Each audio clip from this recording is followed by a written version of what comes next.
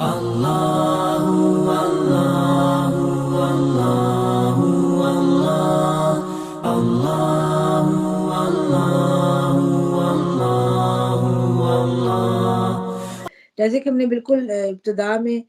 جب میں نے جب سورج شروع کی تھی 3 اس کی ویسے تو رکوع ہے، تو اس میں اہم نکات پہ جب بات کی تھی تو اس میں یہی تھا کہ بھی اللہ تعالیٰ نے کیا کہ قیامت جو ہے وہ واقعہ ہو کے رہے گی اور آپ صلی اللہ علیہ وسلم کی دعوت پر ایمان لاؤ، اور یہاں پر بھی کہا جا رہا ہے کہ آپ صلی اللہ علیہ وسلم کی دعوت پر ایمان لانے کے لیے، کیونکہ پہلے اللہ تعالیٰ اپنے جو تخلیق ہے اس پر بات کر رہے ہیں، اور پھر آپ صلی اللہ علیہ وسلم کی کہ تم تو ایک خبردار کرنے والے اور ڈرانے والے۔ پھر ہم نے دیکھا کہ اللہ تعالیٰ نے ڈفرینٹ اقوام کے حوالے سے، تاریخی حوالے سے، آفاقی حوالے سے اللہ تعالیٰ نے دلائل دیے، اور پھر آپ صلی اللہ علیہ وسلم کو کہا کہ ان سے رخ پھیرنے اور نصیحت کرنے کا حکم دیا گیا، جو آج انشاءاللہ تعالیٰ ہم پڑھیں گے۔ اور پھر آخر پہ اللہ تعالیٰ کا جو ہے وہ رازق بھی ہے اور طاقت والا بھی ہے۔ تو یہ انشاءاللہ تعالیٰ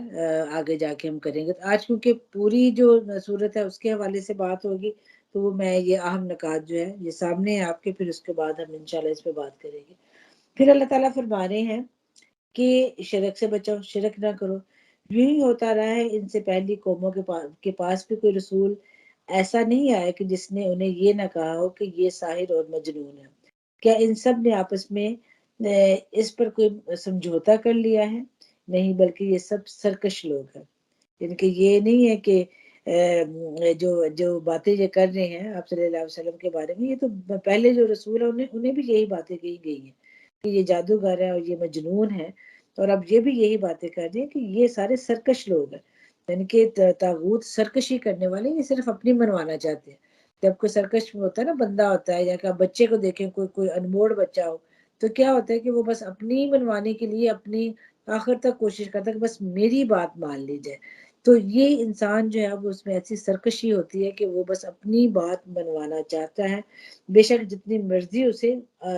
سچائی اور دلائل نظر آ جائے۔ پھر آپ صلی اللہ علیہ وسلم کو کہا جا رہا ہے کہ بس اے نبی کریم صلی اللہ علیہ وسلم ان سے رخ پھیر لو، تم پر کچھ ملامت نہیں ہے، البتہ نصیحت کرتے رہو، کیونکہ نصیحت ایمان لانے والوں کے لیے فائدہ مند ہے۔ تو ایمان لانے والوں کے لیے فائدہ مند ہے، یعنی کہ جو لوگ ایمان لے کر بھی آتے ہیں اس نصیحت کے اوپر، اور پھر اس کے علاوہ اگر ہم اس چیز کو اس انداز سے بھی لیں کہ ایک بندہ جو ایمان لے آتا اس کو بھی بار بار غور و فکر کرنے کی ضرورت پڑتی ہے، نئے انداز سے اس کو سوچنے کی ضرورت پڑتی ہے۔ تو نصیحت کی تو ہمیشہ فائدہ ہی ہوتا ہے، نصیحت کا کبھی نقصان نہیں ہے کہ جب نصیحت کی جاتی ہے پھر اس کے بعد انسان کو نئی نئی چیزیں جو ہے وہ ذہن میں آتی، سوچ میں آتی ہے۔ جیسے آپ دیکھیں بہت دفعہ یہ مثال ذہن میں آتی ہے کہ قطرے قطرے سے سمندر بنتا ہے۔ تو جب بھی ہم کوئی بات سیکھتے ہیں اپنی زندگی کے اس دور میں بھی، یعنی کہ کتنے سال گزارنے کے بعد بھی، تو پھر بھی لگتا ہے کہ ایک قطرہ جو ہے وہ پڑ جاتا ہے، اور اس قطرے کا جو اضافہ ہو جاتا ہے کہ جو پہلے کچھ نہ کچھ قطرے ہوتے ہیں تو وہ قطرے جو ہے وہ بڑھ جاتے۔ تو اللہ تعالیٰ قرآن پاک میں بارہا مثالیں دیتے ہیں کہ اللہ تعالیٰ نے آسمان سے پانی برسایا، تو قطرے ہوتے ہیں نا، آسمان سے برستے ہیں، اور وہ قطرے جو پھر کیسے اس کے اللہ تعالیٰ کہتے ہیں کہ اس کی سوتیں اور اس کی نہریں اور اس کے چشمے بن جاتے ہیں۔ صورت جو ہے وہ کیا سے کہتے ہیں زمر میں اللہ تعالیٰ یہ بتاتے ہیں کہ جب اللہ تعالیٰ پانی برساتے ہیں آسمان سے تو پھر کس طرح اس سے اس کی کیسے راستے بن جاتے ہیں، کیسے نہریں بن جاتی ہیں، چشمے بن جاتے ہیں، اور کہاں کہاں وہ فصلوں کو اور کھیتیوں کو جو ہے وہ پانی پہنچتا ہے۔ تو اسی طرح جو اللہ تعالیٰ نے جو نصیحت ہے، جو خیر ہے، وہ ہمیں کئی راستوں سے ہو کر آتی ہے، اور کئی راستے ہم دیتے ہیں اس خیر کو دوسرے جگہوں پر پہنچنے کے لیے، ہے نا۔ دیکھا جائے تو ایک نہر جیسا چشمہ جو ہوتا ہے وہ صرف اپنے لیے خیر کا ذریعہ نہیں بنتا، وہ کیا ہوتا ہے، وہ جو وہ چلتا جاتا ہے، وہ ایک بہتا چشمہ جو ہوتا ہے، خاص طور بہتی نہر جو خاص طور پر ہوتی ہے، وہ کیا ہوتی ہے کہ وہ خیر کا باعث بنتی ہے۔ اور پھر قرآن پاک میں ہمیں مثال بھی اللہ تعالیٰ دیتا ہے نا کہ ایک کھڑا پانی جو ہوتا ہے، حدیث سے بھی پتہ چلتا ہے کہ جب ایک پانی کھڑا ہوتا ہے تو وہ کھڑا پانی جو ہوتا ہے وہ لوگوں کے لیے فائدہ مند تو ہوتا ہے، لوگ اس سے فائدہ حاصل کرتے ہیں، لیکن جو ایک بہتا پانی ہوتا ہے، وہ بہتا پانی جو ہوتا ہے وہ بہت خیر کا ذریعہ بنتا ہے، وہ بہتا جاتا ہے، راستے بناتا جاتا ہے، نئی منزلوں کی طرف جاتا رہتا ہے، پھر اور شاخیں اس میں سے نکلتی رہتی ہیں، اور یہ بالکل تبلیغ اور جو اللہ کے شریعت کا جو پیغام جو پہنچانا سب کچھ کرنا، وہ بالکل اسی طرح کہ وہ راستے بنتے چلے جاتے ہیں اور ان راستوں کے ذریعے سے انسان جو ہے خود بھی سمیٹتا جاتا ہے اور اگلوں کے لیے بھی آسانیاں پیدا کرتا جاتا ہے۔ تو اللہ تعالیٰ آپ صلی اللہ علیہ وسلم کے ذریعے سے ہمیں بھی یہ حکم دے رہے ہیں، نصیحت کر رہے ہیں کہ آپ نصیحت کرتے جائیں، کیونکہ نصیحت ایمان لانے والوں کے لیے نافع ہوگی۔ پھر اللہ تعالیٰ نے فرمایا کہ میں نے جنوں اور انسانوں کو، جن اور انسانوں کے اس کے سوا کسی چیز کے لیے پیدا نہیں کیا کہ وہ میری عبادت کرے۔ ان کی اصل مقصد جو ہے اللہ تعالیٰ کا انسان کو پیدا کرنے کا کہ ہم اس کی بندگی کریں، اس کی عبادت کریں، اس کی عاجزی کریں، اس کی بات کو مانیں، اس کے حکم کو مانیں۔ مثلا کہ بہت چیزیں جو ہیں وہ اس میں آ جاتی ہیں کہ ہمیں اللہ تعالیٰ کی بندگی جو ہے پراپر بندگی، پراپر یعنی کہ جس میں کوئی ملاوٹ نہ ہو، اخلاص ہو، خالص بندگی اللہ تعالیٰ جو ہے وہ انسان سے چاہتے ہیں۔ اور پھر میں کہ میں ان سے کوئی رزق نہیں چاہتا اور نہ یہ چاہتا ہوں کہ وہ مجھے کھلائیں۔ ان کے رزق جو ہے وہ تو سارے کا سارا اللہ تعالیٰ کے پاس ہے۔ جب ہم دیکھتے ہیں قرآن پاک اسی صورت آیت میں آگے کہ اللہ تعالیٰ فرماتے ہیں کہ اللہ تو خود ہی رزاق ہے، بڑی قوت والا، زبردست ہے، اس کو تم سے رزق نہیں چاہیے کہ ہم سوچیں کہ شاید ہم کوئی ایسا عمل کریں گے یا کوئی رزق دیں گے یا ہم رزق کمانے میں لگے ہوئے ہیں تو ہمیں لگتا ہے کہ بڑا ہم خیر کا کام کر رہے ہیں تو رزق تو ہمارے نصیب کا ہمیں مل جائے گا۔ اللہ تعالیٰ کو جو مطلوب ہے وہ اس کی بندگی ہے، رزق کمانے میں بھی اللہ کی بندگی۔ رزق جب ہم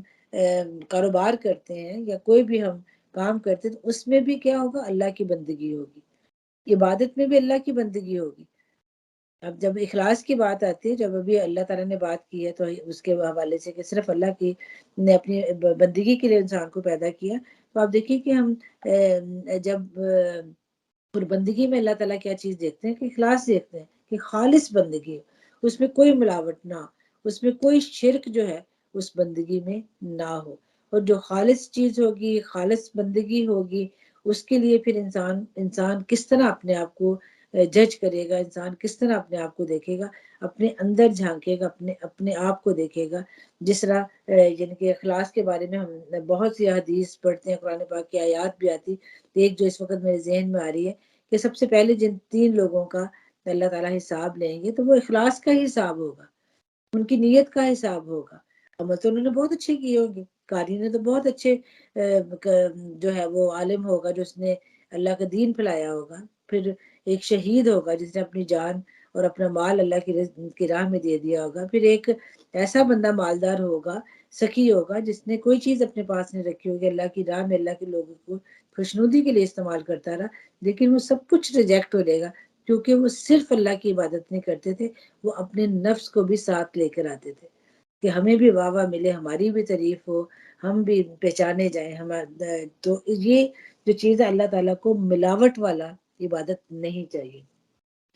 پھر اللہ تعالیٰ فرماتے ہیں کہ بس جن لوگوں نے ظلم کیا ہے ان کے حصے کا بھی ویسا ہی عذاب تیار ہوگا جیسا ان جیسے لوگوں کو ان کے حصے کا مل چکا ہے۔ تو یہاں پر ظلم جو ہے وہ کیا ہے، مثلا کہ اگر پورا اس کو دیکھیں تو ظلم کیا نظر آتا ہے؟ تو ظلم یہی ہے نا کہ اللہ تعالیٰ کی عبادت میں کسی کو شریک کرنا، اللہ تعالیٰ کی قوتوں میں کسی اور کو شریک کرنا کہ اللہ تعالیٰ جو ہے اس کے ساتھ کوئی اور بھی ہے جو اس کی مدد کرنا ہے، جو اس کا مددگار ہے اللہ تعالیٰ کا۔ تو اللہ تعالیٰ کہتے ہیں کہ میں تو رزق دینے والا، میں تو رزاق ہوں، اور پھر یہ کہ ساری قوت والا جو ہے وہ زبردست اللہ تعالیٰ کی ذات ہے۔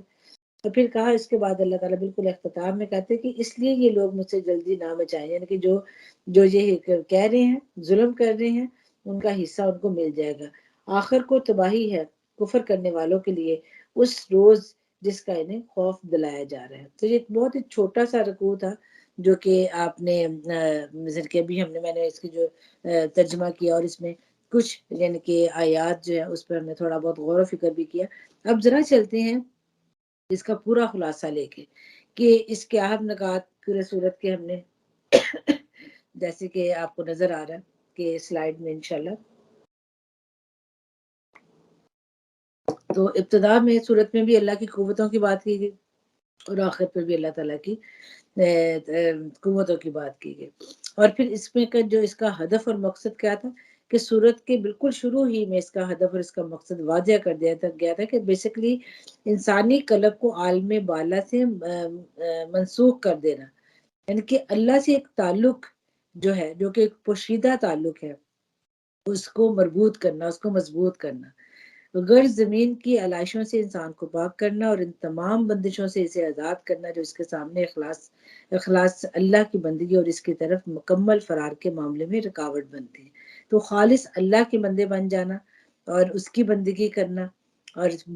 دنیا کی آسائشوں کی جو بھی بندشیں ہیں، انسان اس سے اپنے آپ کو آزاد کر لے۔ تو یہ پوری صورت میں ہم نے اس بات کو ہم نے دیکھا۔ تو پہلے رکوع میں بھی جیسے میں نے کہا کہ ہواؤں کی قسم کھائے گی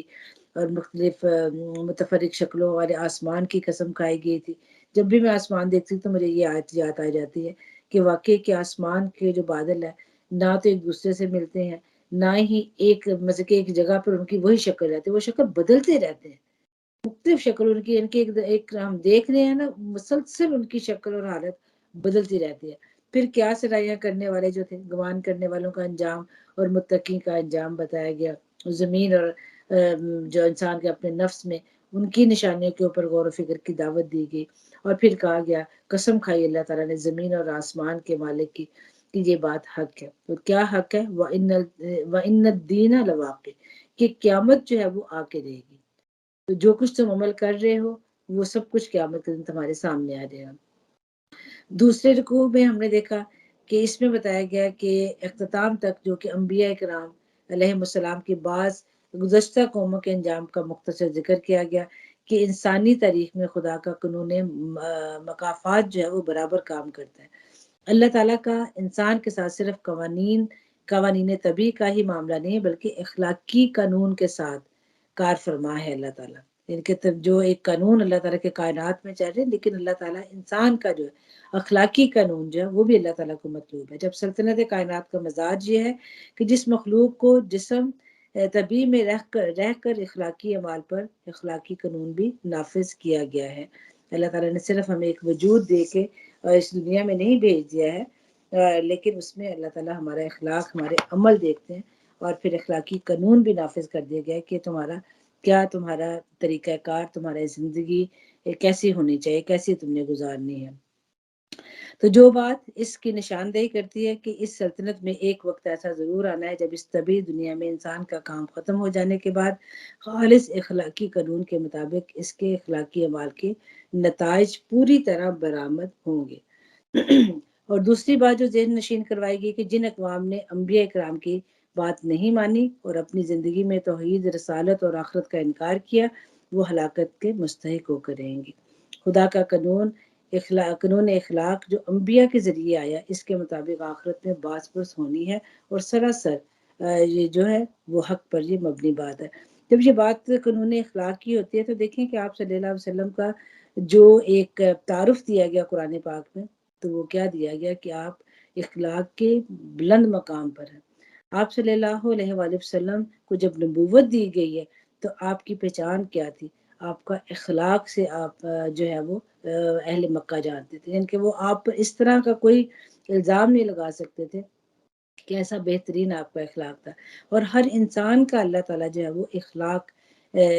کے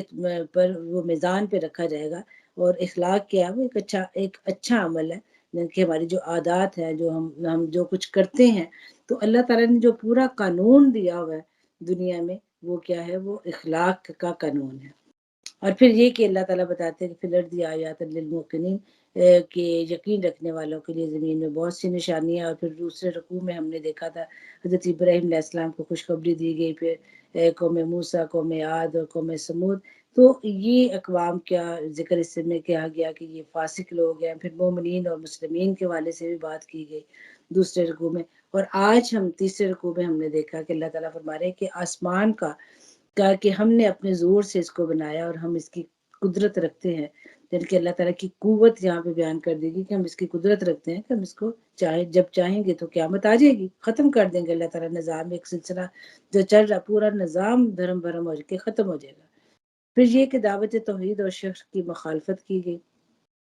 پھر کہا گیا کہ نبی کریم صلی اللہ علیہ وسلم ان سے رخ پھیر لو، تم پر کوئی ملامت نہیں ہے، البتہ نصیحت کرتے رہو۔ نصیحت جو ہے یہ ایک بہت ایسا ایک عمل ہے کہ جو کہ ہمارے الحمدللہ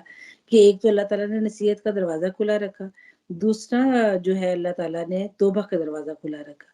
کہ ہم سنتے رہتے ہیں اور ہمیں کچھ نہ کچھ وہ قطرہ قطرہ ہمارے اندر جاتا رہتا ہے، اور پھر وقت کبھی ہم بھول بھی جاتے ہیں، پھر توبہ کے دروازے بھی کھلے ہیں، پھر نصیحت کوئی نہ کوئی سن لیتے ہیں الحمدللہ۔ اور پھر اللہ تعالیٰ فرما رہے کہ انسان اور جن جو ہے وہ اپنی عبادت کے لیے اللہ تعالیٰ نے ان کو پیدا کیا۔ اور پھر اس رکوع میں جو اہم جو آیت یہ کہ اللہ تعالیٰ کے نے بتایا کہ جو اللہ تعالیٰ جو ہے وہ لوگوں کو رزق دیتے ہیں، اللہ تعالیٰ کوئی لوگوں سے رزق نہیں مانگتے کہ جو انسان جو ہے وہ اللہ تعالیٰ کو رزق دے۔ اللہ تعالیٰ کی ذات، اللہ تعالیٰ تو خود جو ہے وہ رزاق ہے اور بڑی قوت والا اور بڑا زبردست ہے۔ اور پھر آخر پر کفار کو بتا دیا کہ ان کے لیے تباہی ہے۔ تباہی ان کے لیے ہے۔ بالکل شروع میں بھی دیکھیں ایک ایسا منظر کھینچا گیا تھا جب ہواؤں کی بات کی گئی تھی، اور وہاں پر بھی اللہ تعالیٰ نے جو آیا تھا اس کے بعد کیا کہا گیا تھا، آج 6 میں کہا گیا تھا، یعنی کہ جب ہواؤں کی بات کی گئی، قسم ہے ان ہواؤں کی جو گرد اڑانے والی ہیں، پھر پانی سے لدے ہوئے بادل اٹھانے والی ہے، پھر سپر رفتاری کے ساتھ چلنے والی ہیں، پھر ایک بڑا کام بارش کی تقسیم کرنے والی ہیں۔ حق یہ ہے کہ جس چیز کا تمہیں خوف دلایا جا رہا ہے وہ سچی ہے اور جزائے اعمال ضرور ہوگا۔ وَإِنَّ الدِّينَ لَوَاقِعٌ، یعنی کہ یہ سارے منظر کشی جو اللہ تعالیٰ نے کی ہے کہ یہ تمہارا دنیا کا نظام چلنے کے لیے بھی یہ سارے کام کر رہے ہیں، اور دنیا کو ختم کرنے کے لیے بھی یہی ہوائیں اور یہی بادل جو ہیں یہ سب کچھ جو ہے یہ پورے نظام کو ختم دھرم اور بھرم کر دیں گے۔ اے انسان تو کس بھلیکے میں اور کس گمراہی میں پڑا ہوا ہے۔ تمہیں نصیحت کی جا رہی ہے اللہ تعالیٰ نے شروع سے لے کر حضرت آدم سے لے کر آپ صلی اللہ علیہ وسلم تک، اور اس کے بعد الحمدللہ امت مسلمہ کو یہ ذمہ داری دی ہے کہ وہ اللہ تعالیٰ کی کلام کو اور آپ صلی اللہ علیہ وسلم کی حدیث کو آگے سے آگے پہنچاتے رہیں، اور تاکہ یہ نصیحت ہم سب تک اب تک پہنچی ہے تو ہم اپنی اگلی آنے والی نسلوں تک اس نصیحت کو پہنچائیں۔ اور پھر یہ کہ انسان کو اللہ تعالیٰ نے یہی عبادت ہے، قرآن پر عمل کرنا عبادت ہے، آپ صلی اللہ علیہ وسلم کی پیروی کرتے ہوئے اس پر ویسے ہی زندگی گزارنا عبادت ہے، یہی ساری عبادت ہے۔ اور اسی کے لیے اللہ تعالیٰ نے ہمیں انسانوں اور جنوں کو پیدا کیا، کیونکہ آپ صلی اللہ علیہ وسلم جنوں کے بھی رسول ہیں، تو اس لیے یہ کہ عبادت کے لیے پیدا کیا۔ لیکن ایک واقعہ ہونے والا جو وقت ہے، جب قیامت کا وقت ہے، وہ ضرور واقعہ ہو کر رہے گا۔ اور پھر اس میں آپ جیسے یہ آپ کو سامنے نظر آ رہا ہے کہ پہلے رکوع میں جو مرکزی مضمون جو تھا وہ کیا تھا، وَإِنَّ الدِّينَ لَوَاقِعٌ، اور دوسری رکوع میں جو تھا إِنَّهُ هُوَ الْحَكِيمُ الْعَلِيمُ، اللہ تعالیٰ کی ذات حلیم بھی ہے اور علیم بھی ہے۔ اور اس میں جو اقوام تھے ان کے عذاب کے، ان کے فسق کے حوالے سے جو ہے وہ بات کی گئی۔ اور اس کے علاوہ اب نیچے تھوڑا سا چلے گیا ہے، مجھے سمجھ نہیں لگ رہی، لیکن خیر، لیکن جو آخری جو ہے اس میں مجھے لگتا ہے میں تھوڑا ایسے کروں تاکہ آپ لوگوں کو کم از کم نظر آ سکے نا۔ تو آخری جو ہے اس میں جو ہے وہ بتایا گیا کہ وما خلقت الجن والانس الا لیعبدون، کہ اللہ تعالیٰ نے جن و انسان کو اپنی عبادت کے لیے پیدا کیا ہے۔ اہم نکات اس میں ہم نے دیکھے کہ نبی کریم صلی اللہ علیہ وسلم ان سے رخ پھیر لو، تم پر کوئی ملامت نہیں آئے گی، البتہ نصیحت کرتے رہو۔ انسان اور جن کو اللہ تعالیٰ نے اپنی عبادت کے لیے پیدا کیا ہے۔ میرے اور آپ کے لیے سبق کیا ہے، ان اللہ هو الرزاق ذو القوۃ المتین، کہ بے شک اللہ تعالیٰ کی ذات جو ہے وہ رازق ہے، اسی کا وہی رزق دیتا ہے، اور پھر اس کی ساری قوتیں ہیں۔ اس ہفتے میں ہم اس کو یاد رکھیں گے، اس سبق کو یاد رکھیں گے، ویسے تو سب کو یاد رکھیں گے، لیکن ایک بات یہ کہ ہر چیز جو رزاق ہے وہ اللہ تعالیٰ کی ذات ہے، اور اللہ تعالیٰ کی ذات جو ہے وہ کیا اسے کہتے ہیں، ہر قوت جو ہے وہ اللہ تعالیٰ کی ہے۔ اس پر ہم انشاءاللہ تعالیٰ غور و فکر کریں گے اور اپنے لیے سبق لیں گے۔ تو یہ الحمدللہ پوری صورت جو تھی اس کا آپ کے سامنے پورا نقشہ ایک آ گیا۔ انشاءاللہ تعالیٰ اللہ تعالیٰ سے دعا ہے کہ اللہ رب العزت ہمیں توفیق دے کہ ہم جو اللہ تعالیٰ کا کلام پڑھتے ہیں اس کو پڑھیں نہیں، اس کو سمجھیں اور اس پر عمل کرنے کی کوشش کرتے رہے اور اس کو آگے پہنچانے کی کوشش کرتے رہے۔ وآخر دعوانا ان الحمد للہ رب العالمین، سبحانک اللہم وبحمدک، اشہد ان لا الہ الا انت، استغفرک و اتوب الیک۔ السلام علیکم ورحمۃ اللہ وبرکاتہ۔ جزاکم اللہ خیر۔